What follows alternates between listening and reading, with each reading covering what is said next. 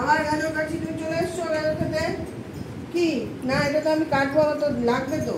তুমি এরকম করছো, তুমি এরকম করছো গাজর খাওয়ার জন্য। মাথা খারাপ করে দিচ্ছে আমার।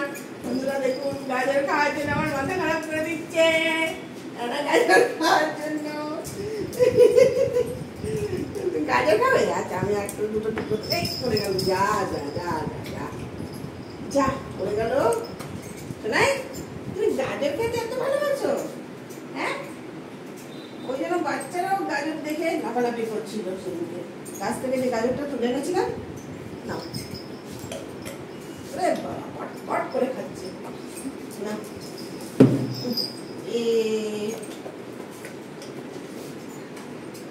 ভালো মিষ্টি মিষ্টি মিষ্টি মিষ্টি। দেখি এটা কেমন করে নিতে পারো। বাপরে, আমার হাতে কামড় দিয়ে দিচ্ছে।